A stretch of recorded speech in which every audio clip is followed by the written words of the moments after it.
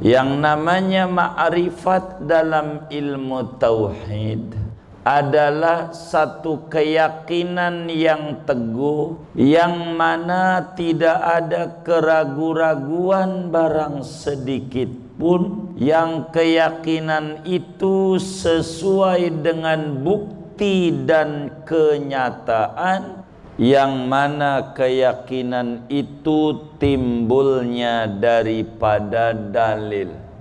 Kalau yakin tidak disertai dalil namanya taklid. Taklid dalam ilmu tauhid sah imannya tapi berdosa karena tidak menggunakan akal untuk mencari dalil. Supaya kita makrifatnya benar pada sifat kalam Allah, maka perlu ada dalil yang menunjukkan bahwa Allah subhanahu wa ta'ala bersifat kalam. Ya Rabbi bil Mustafa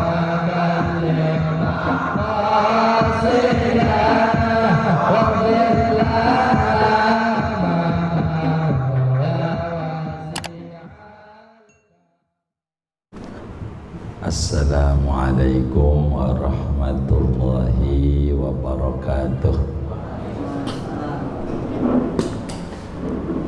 Bismillahirrahmanirrahim.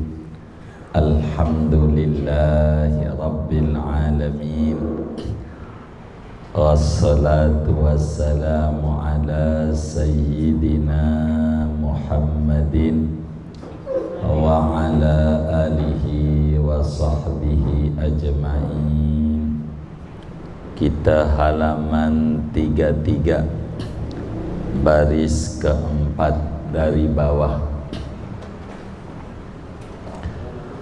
Waddalilu ala dhalika qawluhu ta'ala tilkar rusulu faddalna ba'dahum ala ba'd minhum man kallamallahu wa rafa'a ba'dahum darajat wa qala aydan wa kallamallahu Musa taklima. Adapun dalil atas yang demikian itu sifat kalam, yaitu firman Allah Ta'ala, demikian itulah para rasul-rasul, kami unggulkan akan sebagian mereka atas sebagian yang lain. Minhum setengah daripada rasul, man kallamallahu, yaitu ada orang yang mengajak bicara langsung oleh Allah dengannya. Wa rafa'a ba'dahum darajat, dan meninggikan oleh Allah akan sebagian rasul itu akan berderajat-derajat. Wa qala aydan, dan berfirman pula, wa kallamallahu Musa taklima, dan berbicara langsung oleh Allah dengan Nabi Musa takliman secara bicara langsung. Wa aydan, lagi pula, annahu law lam yakun muttasifan bil kalami lakana muttasifan bil bakami. Lagi pula, andai Allah itu tidak bersifat dengan bicara, dengan kalam, niscaya ada oleh Allah yaitu bersifat dengan bisu. Wal bakamu naqsun, sedangkan bisu yaitu kekurangan.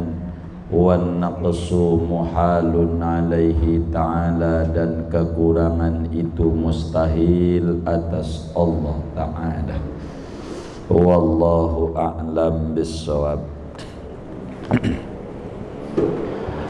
Saudara-saudara sekalian, kajian kita malam hari ini meneruskan pembahasan tentang sifat kalamnya Allah yakni sifat ke-13 dari sifat wajibnya Allah Subhanahu wa ta'ala.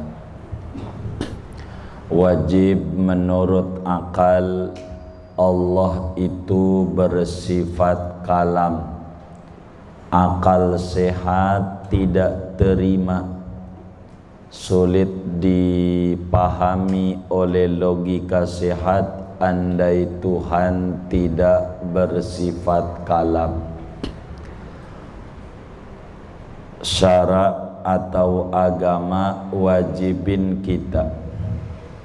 Manusia yang umurnya 15 tahun ke atas, akalnya sehat, wajib mengimani, mempercayai, menghujamkan di dalam hati sanubari keyakinan yang kuat, keyakinan yang mantap, keyakinan yang teguh bahwa Allah Subhanahu wa ta'ala bersifat kalam. Allah tuh bisa bicara. Saudara sekalian, oleh karena orang baru dikata ma'rifat bila keyakinan itu didasari dalil. Orang tidak dikata ma'rifat kalau imannya tidak disertai dalil. Sebab ma'rifat dalam ilmu tauhid itu adalah idrakun jazimun alladzi laisa ma'ahu taraddudun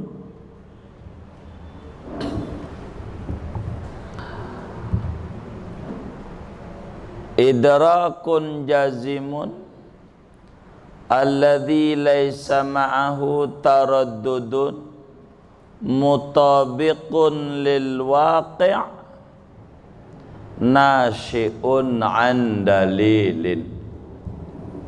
Yang namanya ma'rifat dalam ilmu tauhid adalah satu keyakinan yang teguh, yang mana tidak ada keraguan-raguan barang sedikit pun, yang keyakinan itu sesuai dengan bukti dan kenyataan, yang mana keyakinan itu timbulnya daripada dalil, disertai dalil. Kalau yakin tidak disertai dalil namanya taklid. Taklid dalam ilmu tauhid sah imannya tapi berdosa karena tidak menggunakan akal untuk mencari dalil. Supaya kita makrifatnya benar pada sifat kalam Allah, maka perlu ada dalil. Dalil yang menunjukkan bahwa Allah Subhanahu wa ta'ala bersifat kalam. Dalil itu ada dua. Ada dalil naqli mengikuti Quran dan hadis. Ada dalil aqli mengikuti logika sehat, akal. Berbicara sifat kalam yang terkuat menggunakan dalil naqli, Quran atau hadis. Mana dalilnya bahwa Allah Subhanahu wa ta'ala bersifat kalam?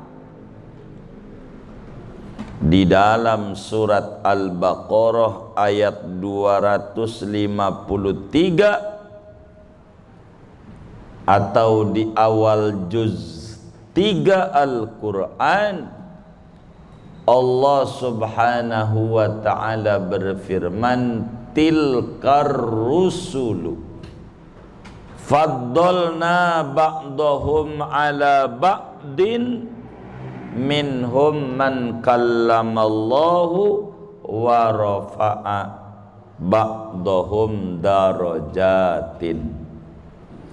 Kata Allah, tilkar rusul, rasul itu. Apa itu rasul? Rasul itu insanun dzakarun hurrun uhiya ilaihi bisyar'in wa umira bitablighi. Yang namanya rasul itu adalah manusia. Jin tidak ada yang jadi rasul. Makanya jin itu boleh diperjualbelikan. Yang penting mereknya Lea dan Levis.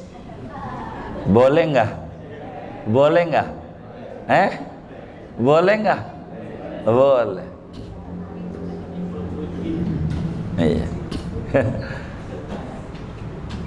Yang namanya rasul itu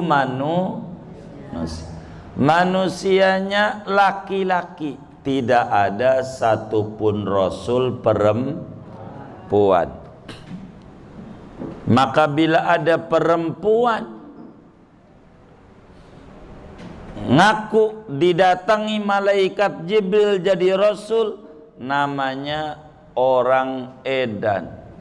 Kalau dia namanya Lia, Lia edan. Kalau namanya Lia, begitu. Iya, ndak ada rasul itu manusia laki-laki. Ketiga, merdeka. Ndak ada yang namanya budak menjadi rasul. Maka Luqman Al-Hakim yang namanya diabadikan dalam Al-Quran itu bukan rasul, sebab mantan budak, asalnya dari budak. Kuburannya di Mesir, di Alexandria, di bawah Masjid Nabi Daniel. Ada masjid di Alexandria, Masjid Nabi Daniel. Di bawah itu ada makam Sayyidina Luqman Al-Hakim dalam satu riwayat. Udah ziarah tuh, sebagian teman-teman kita ziarah ke Luqman Al-Hakim di Mesir. Moga dikasih rezeki banyak kita ziarah ke Mesir. Amin ya rabbal alamin. Luqman bukan nabi sebab dia budak. Nabi itu manusia laki-laki merdeka. Diberikan wahyu syara. Ada wahyu melalui malaikat Jibril dan diperintahkan untuk menyampaikannya. Namanya rasul.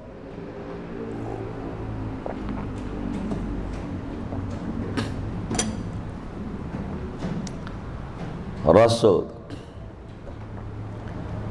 Ada berapa jumlah rasul? Jumlah rasul itu dalam hadis yang sahih yang kitab Fathul Mu'in juga riwayatkan 315 rasul. Dari 315 itu yang diabadikan namanya dalam Al-Quran 25, disebut Nabi 25, Rasul 25. Dari 25 itu pangkatnya enggak sama, tidak sama. Kata Allah, tilkar rusulu faddalna ba'dahum ala ba'din. kami unggulkan, kami lebihkan, kami istimewakan sebagian dibanding sebagian yang lain. Jadi ada yang lebih unggul dibanding yang lain meski sama-sama Rasul. Jadi kita boleh mengunggulkan Rasul, ya boleh, wong Allah yang nyuruh. Allah bilang mengunggulkan, tapi ada ayat di ujung Al-Baqarahnya, la nufarriqu baina ahadim mir rusuli. Tidaklah kami beda-bedakan seorang pun di antara Rasul itu. Loh, tidak dibeda-bedakan, ngapain diunggulin? Maksudnya tidak dibeda-bedakan, semuanya kita imani. Dari Adam sampai Nabi Yuna Muhammad sallallahu alaihi wa alaihim ajma'in, semua nabi-nabi itu kita ndak beda-bedain. Nu'minu bi ba'din wa nakfuru bi ba'd. Enggak. Kita iman ama si anu tak percaya. Enggak. Kita ndak beda-bedain. Semuanya kita imani. Adapun pribadi mereka satu dengan yang lain itu unggul. Allah bilang faddalna ba'dahum ala ba'din, kami unggulkan sebagiannya di atas sebagian yang lain. Maka dari 315 Rasul itu dalam satu riwayat yang unggul 25. Dari 25 ini tidak sama, ada yang unggul 5 orang, namanya ulul azmi. Nabi Muhammad, Nabi Isa, Nabi Musa, Nabi Ibrahim, Nabi Nuh. 5 ini ulul azmi. Azmi itu artinya suwabar. Artinya sabar banget. Nabi yang paling sabar banget. 5. Nabi kita, Nabi Isa, Nabi Musa, Nabi Ibrahim, Nabi Nuh, ini pada paling sabar. Ternyata tidak sama tingkat kesabarannya. Ada yang paling topnya, itulah pangkatnya Sayyidul Anbiya wal Mursalin, rajanya Nabi dan Rasul, yaitu Nabi kita Muhammad sallallahu alaihi wasallam. Jadi para Rasul itu ada yang lebih unggul dibanding yang lain. Mana di antara keunggulannya? Minhum man kallamallahu. Ada di antara Rasul itu orang yang diajak bicara langsung sama Allah, enggak disebut namanya. Quran itu saudara, yang paling bagus cara mentafsirinya adalah Quran bil Quran. Tafsir Quran dengan Al-Quran. Kitab tafsirnya yang terbagus namanya Adwaul Bayan, karya ulama besar dari Mauritania, Afrika. Itu Imam Singkiti. Ada kampung daerah di Afrika itu yang hebat namanya Singkit. Itu kaya-kayanya sepanjang yang saya tahu tentu, yang saya nggak tahu wallahu alam, sedunia masih yang terbaik sekarang ini daerah itu Singkiti. Singkit itu negaranya Mauritania ya? Apa? Mauritania. Udah pernah ke sono belum? Belum ya. Kenapa kata saya terbaik? Jadi orang kalau hafal Quran umurnya 7 tahun 30 juz itu di Mauritania orang paling bego. Kalau umur 7 tahun baru kelar 30 juz ngapal Qurannya, paling bodohnya. Rata-rata 5 tahun udah kelar ngapal Quran. Itu biasa. Sampai sekarang. Iya, di Karangtengah ada nggak begitu tuh? Enggak kayaknya ya. Ya mungkin ada juga kayaknya, kita nggak perendaya. Di negara kita enggak ada ya kayaknya. Kayak begitu merepot.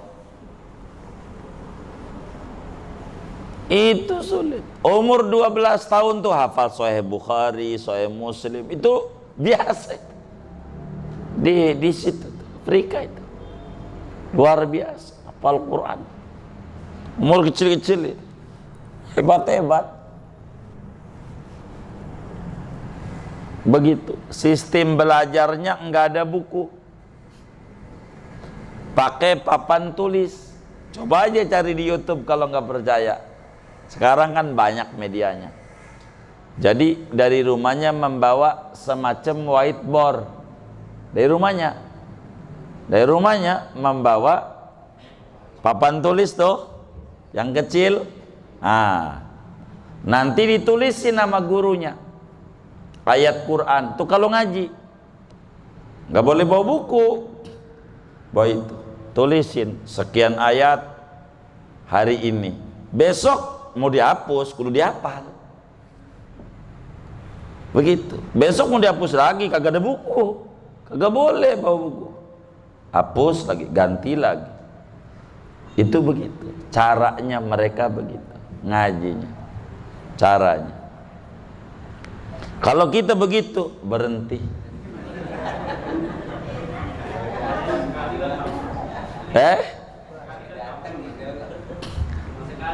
Oh iya, sekali langsung tamat. Tuh begitu tuh.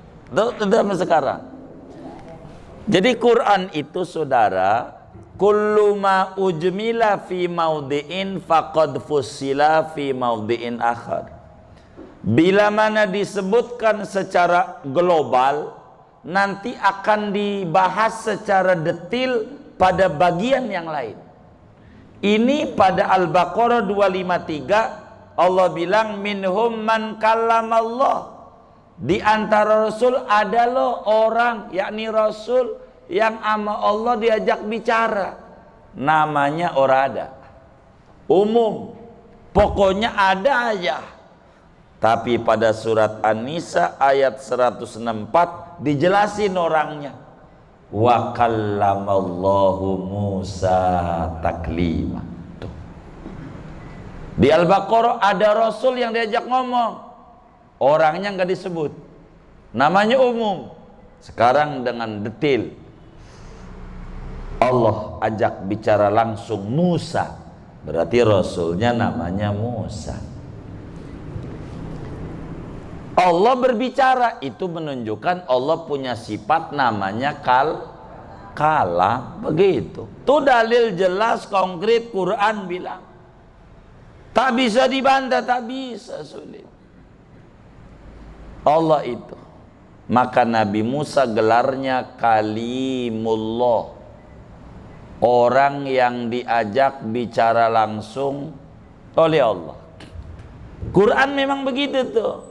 Ada ayat yang kadang suka salah tafsirnya. Ini repot juga. Nanti ini mah bantuan Ustaz Desardi nih ayat-ayatnya hafalnya.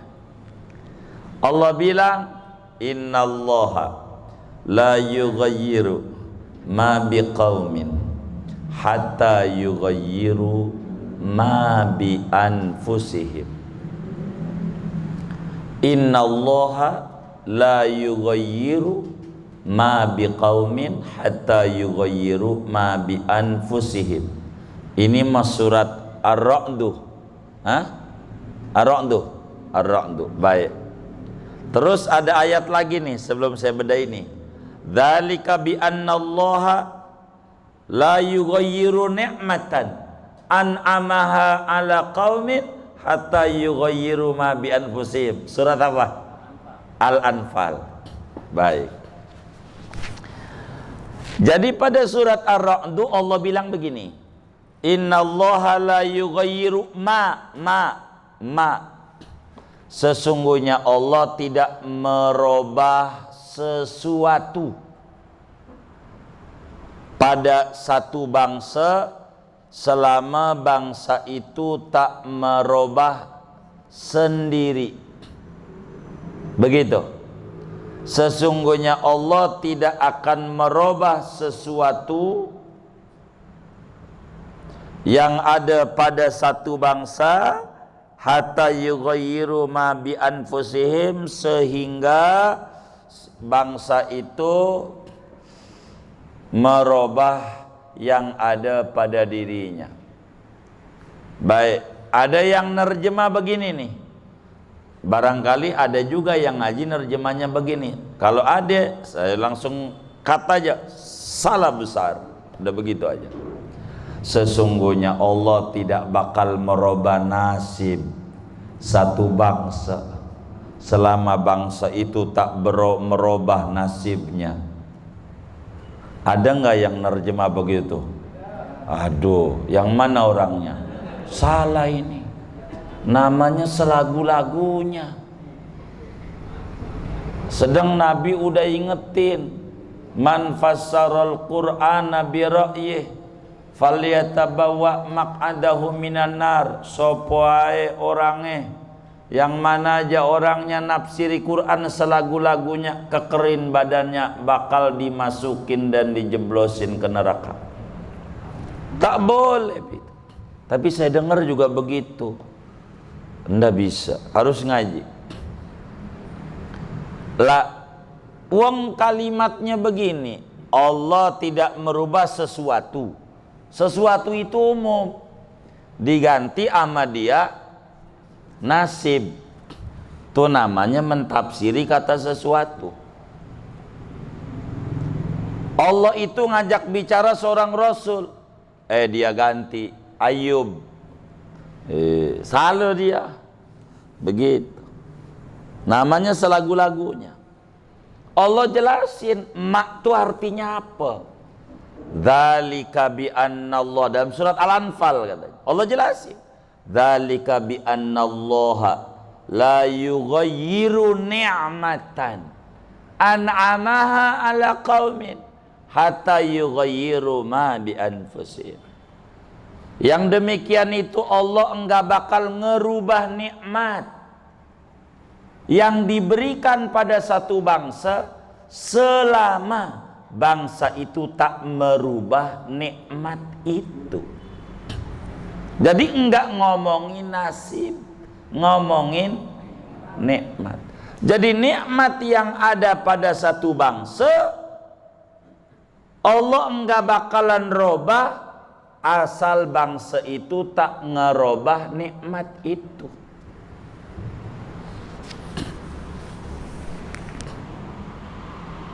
Indonesia negara yang subur. Indonesia negara yang banyak nikmat. Kenapa Indonesia negara yang terpuruk? Karena nikmat yang ada dirobah ama orang seiman sebangsa, ya Allah kejamnya. Ama orang asing-asing hormatnya. Jadi begitu. Kita orang kalau tidak merubah nikmat, Allah jaga. Kenapa kita orang jadi badan banyak penyakit? Wong nikmat yang ada kurang pandai disyukuri. Kalau nikmat yang ada kurang pandai disyukuri, dirubah nikmat itu menjadi bala dan ujian. Begitu. Jadi bukan ngomong nasib, bukan. Syukuri yang ada. Jaga nikmat itu. Kita sehat, jaga nikmatnya. Jaga. Makan silakan. Apakah yang mau dimakan? Yang penting wala tusrifu, jangan berlebihan. Makan sate kambing silakan, tapi jangan berlebihan. Itu habis 100 tusuk, ya darah tinggi. Begitu gara-gara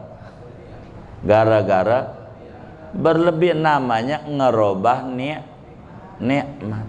Mata nikmat dari Allah, lalu kemudian lebih banyak digunakan buat yang enggak nonton TV apa aja, Quran jarang dilihat, lalu kena glukoma, katarak dan seterusnya. Itu bukan salah Allah. Salah siapa? Kita, gara-gara ngerubah nikmat. Jadi bukan ngomong nasib enggak, itu keliru lah. Nasib satu bangsa kita enggak, nikmat. Kalau ayat itu mah wong Allahnya la yughayyiru ni'matan, itu nafsiri mak namanya. Quran tuh begitu, ayat yang satu mentafsiri ayat yang satunya, tuh begitu menjelaskan tuh Quran.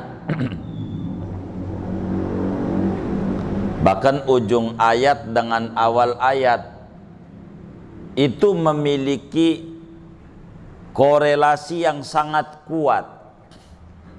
Setiap ujung ayat ketemu awal ayat bakal ada titik kesamaan. Kenapa ayat surat ini ditutupnya sama ayat ini, muncul ayatnya ayat ini? Itu begitulah Quran.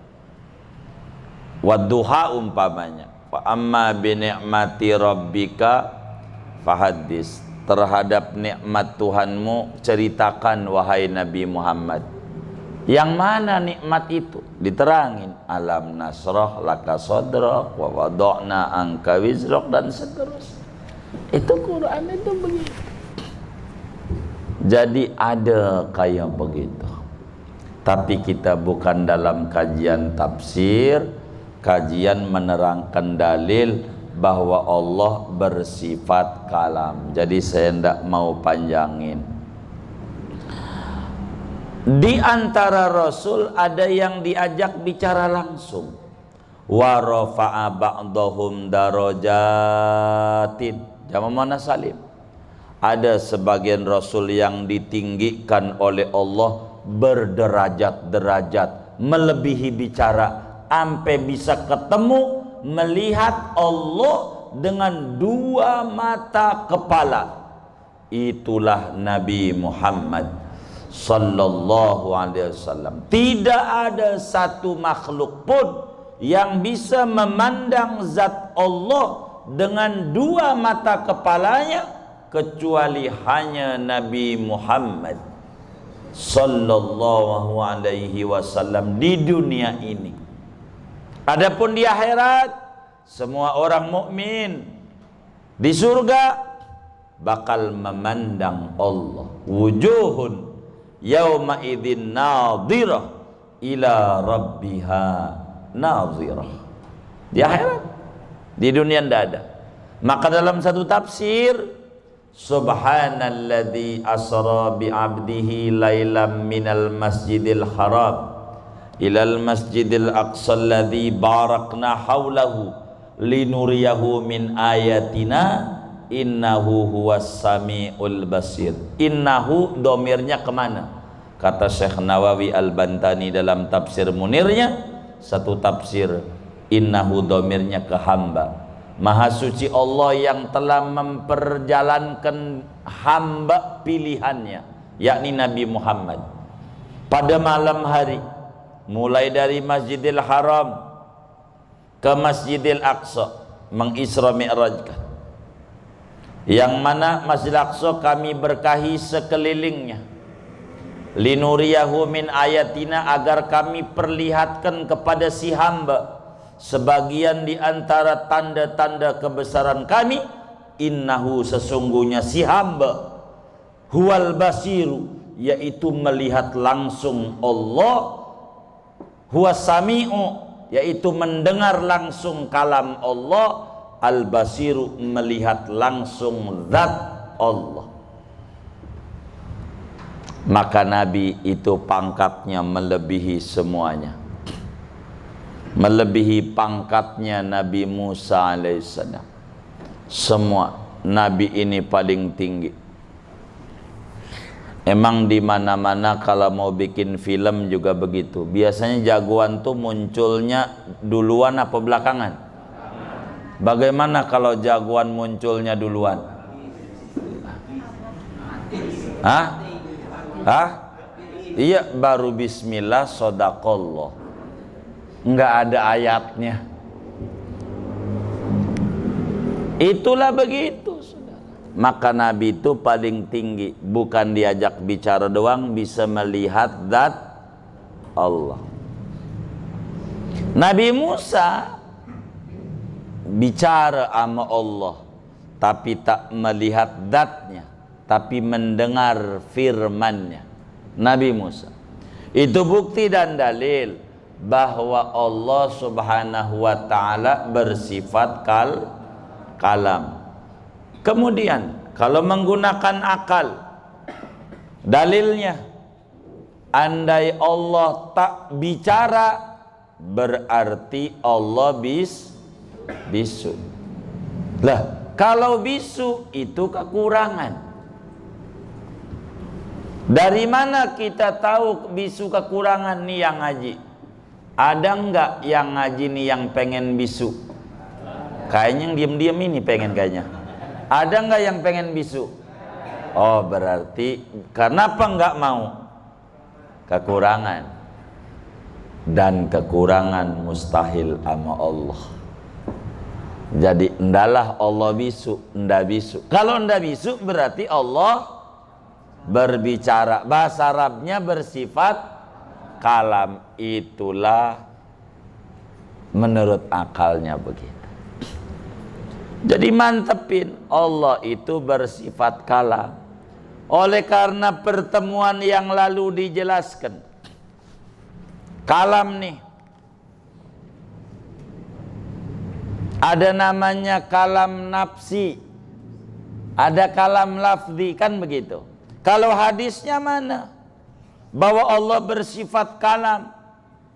Imamul Baihaqi di dalam kitabnya Al-Asma was Sifat meriwayatkan hadis dari sahabat Nabi Imam Ibnu Abbas radhiyallahu anhuma, juga Imam At-Tabarani di dalam kitab Mu'jam At-Tabarani juga sama hadisnya dari Ibnu Abbas radhiyallahu anhuma. Kata Ibnu Abbas, qala Rasulullah sallallahu alaihi wasallam, Rasul bersabda, auhallahu ta'ala ila Musa alaihi salam, Allah memberikan wahyu kepada Nabi Musa alaihi salam. Apa kata Allah? Inni ja'altu fika asyarata alafi sam'in hatta sami'ta kalami wa asyarata alafi lisanin hatta ajabtani. Kata Allah, Musa, kuberikan kepadamu ketika berbicara langsung denganku 10.000 pendengaran dan 10.000 lidah. Supaya apa? Supaya kau dengar kalamku. Tidak kuat kalau telinga model kayak begini. Makhluk, maka Allah dengan kudrat iradatnya memberikan kekuatan pendengaran, sehingga Nabi Musa mendengar langsung kalam Allah. Setelah mendengar kalam Allah, Nabi Musa alaihissalam kupingnya ditutup rapat-rapat. Kalau ngedengar omongan kayak kita pingsan, saking pusingnya suara kita tuh kagak ada enaknya. Tapi merdunya suara Allah luar biasa. Nabi Musa. Oleh karena itu saudara, karena kalam ini kita kudu yakin bahwa Allah bersifat kalam. Dan kalamnya Allah ini ada kalam nafsi, kalam yang ada pada zatnya, ada kalam lafzi. Kalam lafzi itu kalam Allah yang ada suara, ada tulisan, yaitu Al-Quran. Karena yang kita bisa nikmati adalah Al-Quran. Sesudah kita yakin, seyakin-yakinnya bahwa Allah subhanahu wa ta'ala bersifat kalam, maka kudulah kita gemar dan rajin untuk membaca-baca Al-Quran. Kata Nabi dalam hadis yang sahih riwayat Imam Tirmidzi, "Iqra'u Al-Quran." Ayo pada baca Al-Quran. Baca dulu, gampang ngapal mau. Baca dulu. Sesuatu yang indah dan menarik buat kita, disuruhnya baca. Punya mata, punya mulut, punya telinga, baca Quran. Walaupun tak paham artinya, ada gunanya, ya. Walaupun tak ngerti kita artinya, ada manfaatnya. Bahkan bukan ada, tapi besar manfaatnya orang yang membaca-baca Al-Quran. Insya Allah. Ada cerita menarik begini. Cerita menarik. Dulu di sebuah perkampungan, ada cucu segede ini, namanya Hafaz ini, anaknya Ustaz Haji Sardi ini. Jadi umur 7 tahunan, cucu tinggal sama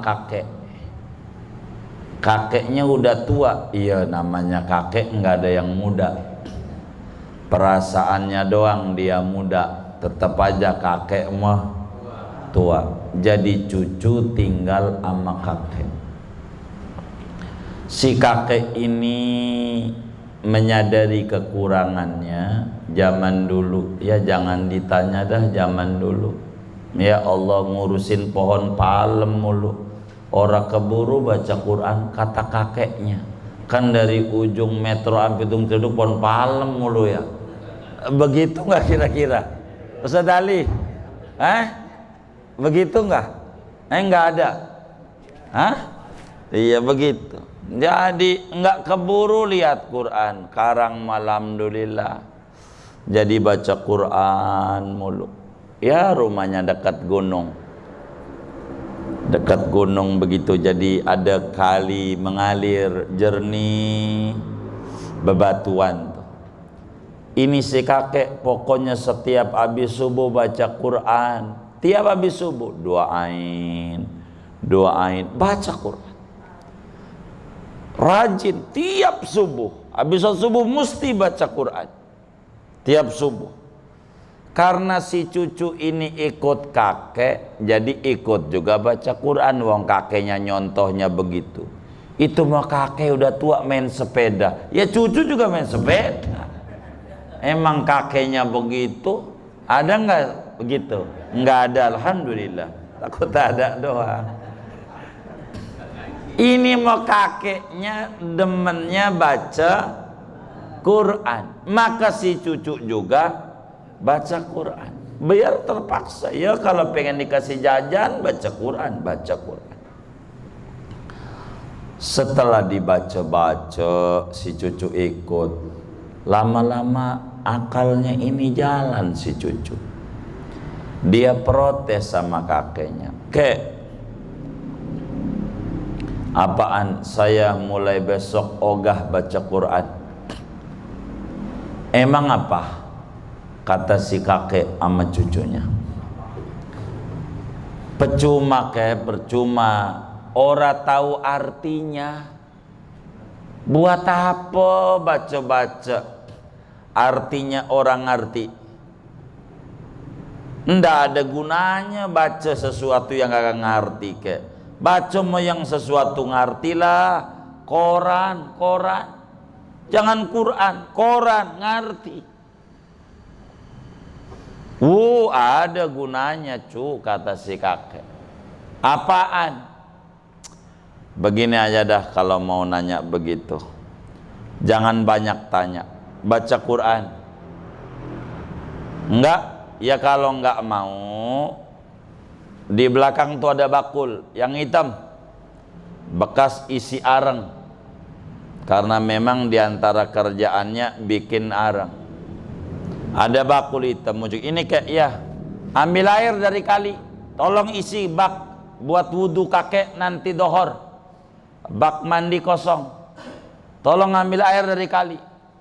Maka si cucu baik, dia ngambil air dari kali, pakai bakul,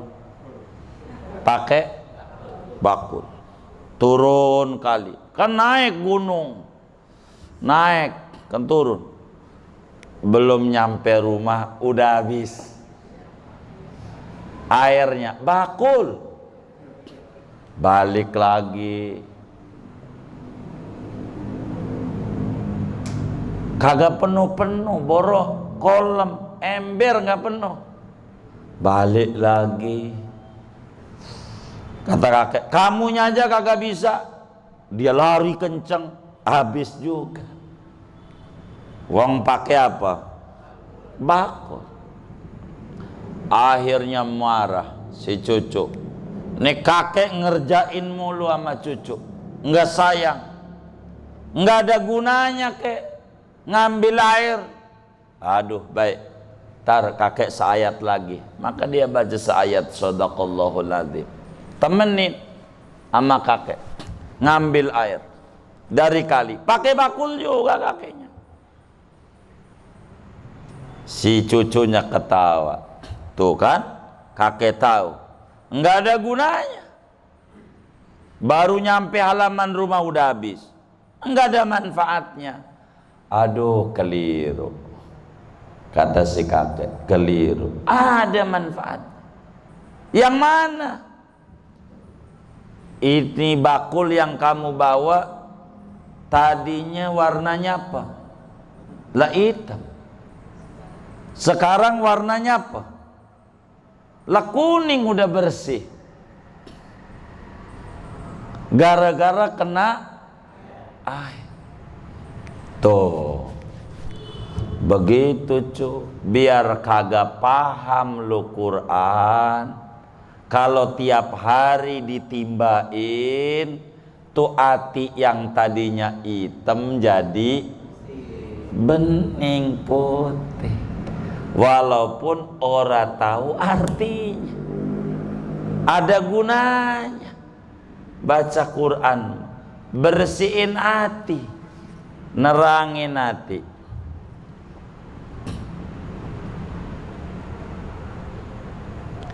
Kalamun qadimun la yumallu sama'uhu, dalam bahasa ulama itu, kalamun qadimun la yumallu sama'uhu, tanazzaha an qawlin wa fi'lin wa niyati bihi tafi min kulli da'in wa nuruhu. Apa terusannya? Dalilun liqalbi wa sam'i wa muqlati. Al-Quran itu tidak pernah jemu didengar oleh telinga orang beriman. Maha suci kalam qadim itu daripada ucapan, perbuatan dan niat. Dengan Al-Quran aku jadikan penawar dari segala penyakit. Penyakit akan hilang kalau orang demen baca. Maka orang yang kena corona jarang baca Quran. Begitu. Quran itu obat. Wa nunazzilu minal Qur'ani ma huwa syifa. Kami turunkan Al-Quran itu sesuatu yang dia itu penawar, obat. Cahaya Al-Quran itu menunjukkan pada hati pendengaran dan kelopak mataku. Jadi Quran itu penuh cahaya. Kalau orang hidupnya pengen bercahaya, enggak bingung, kuburannya kelak jadi terang, walaupun enggak ada senter, enggak ada petromak. Lah kan kuburan orang ada petromak di dalamnya, ada enggak? Kasih listrik enggak? Lah kagak. Siapa yang nerangi? Al-Quran yang dulu dia baca-baca. Belakangan ini yang saya dengar kelak yang masuk surga adalah Samsung sama Oppo. Sebab di masjid aja waktu Jumat yang baca Quran Sony ampe dikata Muammar wali gede, di mana masjid ada Muammar ZA. Kalau Jumat kasetnya itu begitu.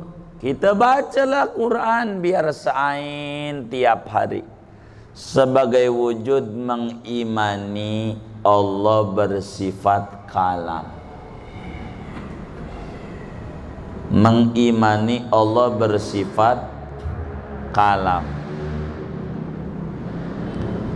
Jadi ada orang di akhirat, konon di akhirat itu orang di dunianya rajin dia taklim, rajin dia tahajud, tapi rajin puasa.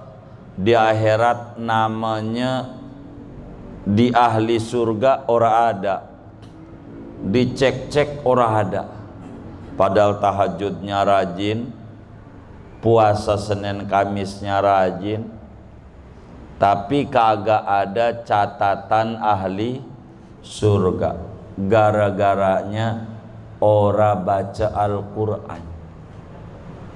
Maka biar kata seain itu perlu sejam gak ya? Hah? Enggak. Jadi nonton bola tuh berapa jam itu? Hah? Sejam setengah. Itu belum ngitung nungguinnya ya? Belum. Jadi seain itu perlu sejam enggak?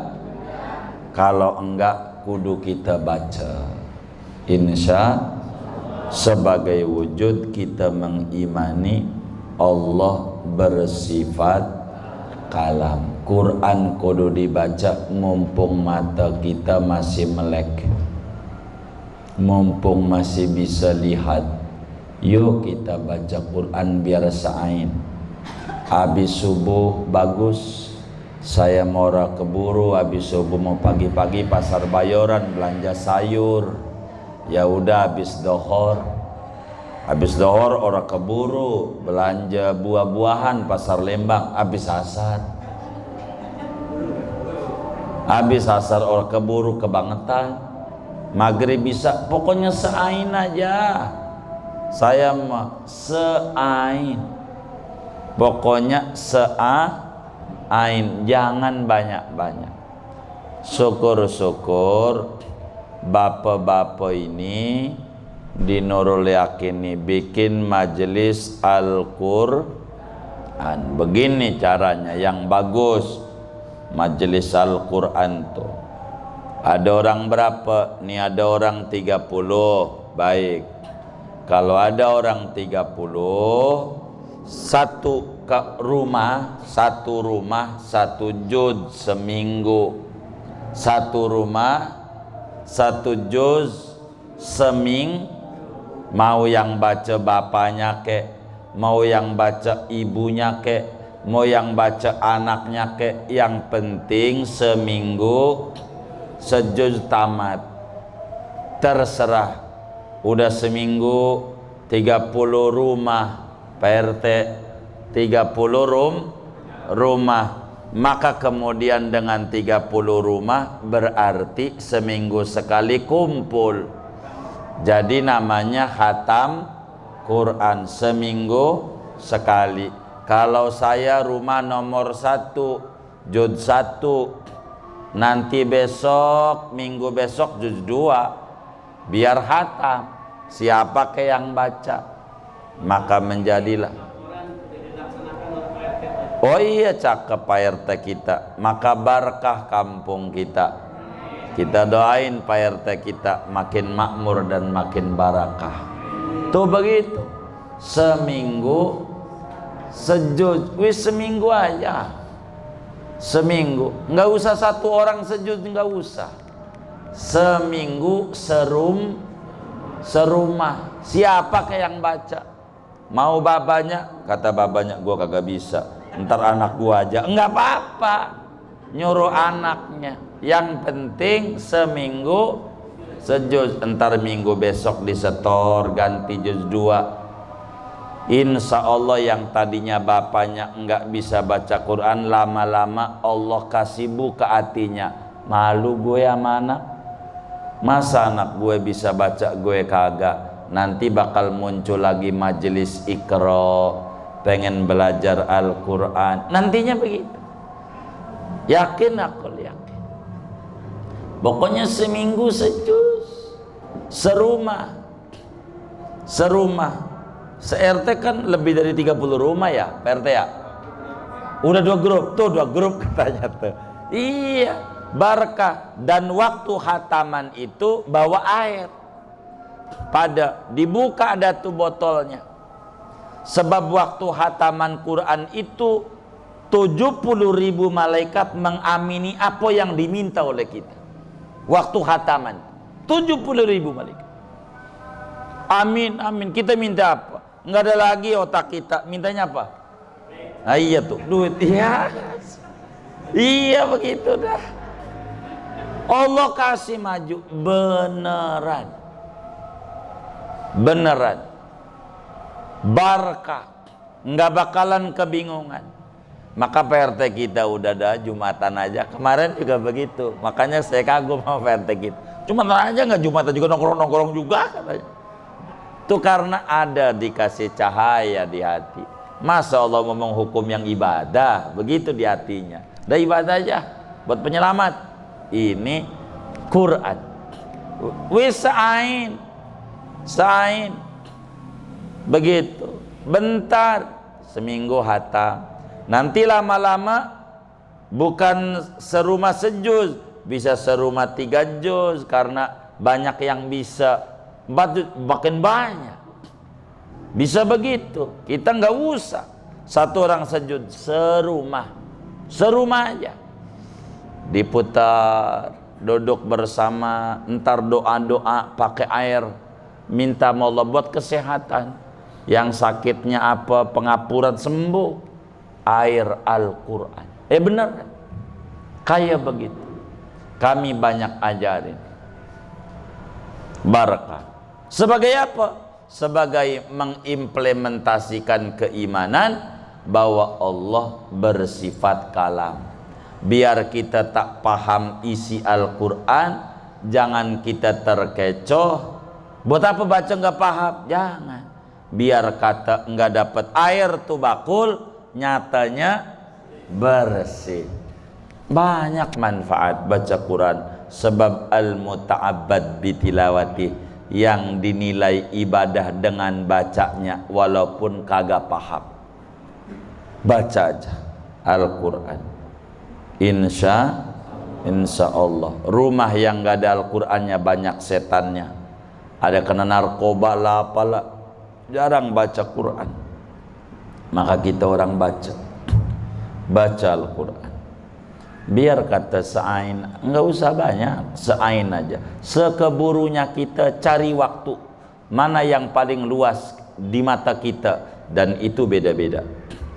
Saya mau luasnya maghrib, saya luasnya isya, saya luasnya malam, saya luasnya subuh, seluasnya. Yang penting sehari seain.